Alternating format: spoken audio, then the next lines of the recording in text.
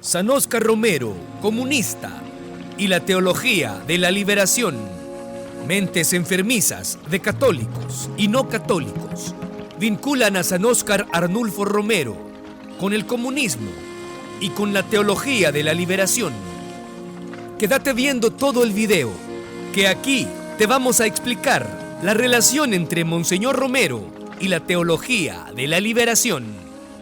Es falso decir que San Óscar Romero simpatizó con la teología de la liberación. Sin embargo, el arzobispo de San Salvador es fuente de inspiración para muchos teólogos de esta corriente. Su figura ha sido relacionada con la teología de la liberación, incluso con el comunismo, por el hecho de cuestionar fuertemente el sistema y alzar su voz en denuncia a las violaciones a los derechos humanos y ponerse a favor de los más necesitados y de los más pobres. Se le acusa de haber seguido a la teología de la liberación, que es una corriente teológica que surgió en América Latina y que plantea la opción preferencial por los pobres y una interpretación de la Biblia desde la clave de la liberación, entendida como liberación de la opresión que sufren los pobres, y precisando que este sería el elemento central del ministerio de Jesucristo. Sin embargo, no es correcto afirmar que Monseñor Romero fuera un teólogo de la liberación, ni que siguiera ciegamente sus postulados. Por el contrario, el arzobispo Romero fue un obispo fiel a la Iglesia Católica y a la doctrina de los papas, que se basó en el Evangelio y en los padres de la Iglesia para orientar su pastoral.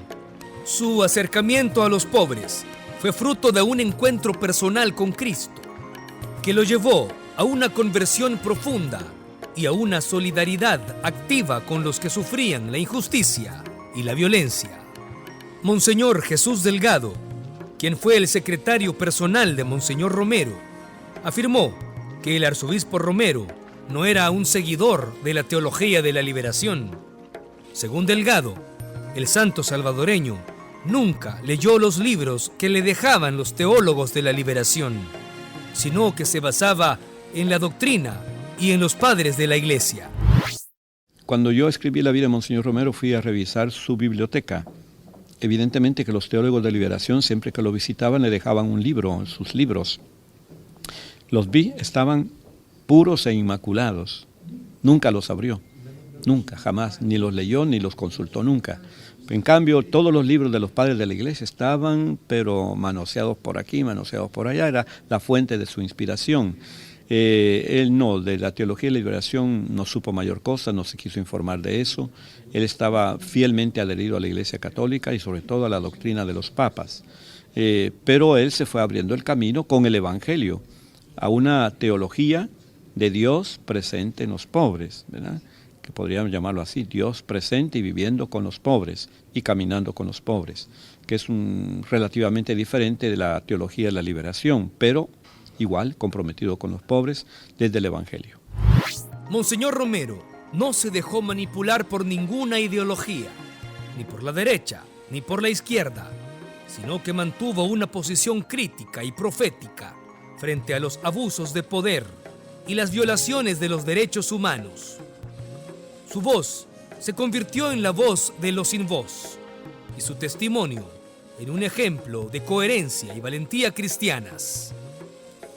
Monseñor Ricardo Urioste, quien fue el vicario general de Monseñor Romero y uno de sus colaboradores más cercanos, dijo que Romero no fue manipulado por nadie, sino que actuó siempre con libertad y coherencia, siguiendo su conciencia y la doctrina de la Iglesia.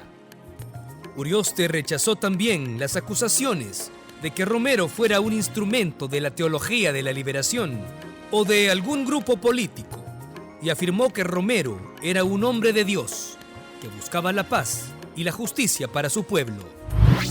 Alguna gente me ha preguntado que si Monseñor Romero fue manipulado por la izquierda o por un grupo de sacerdotes o por los jesuitas o quién sabe por quién. Yo decía, sí, Monseñor fue manipulado.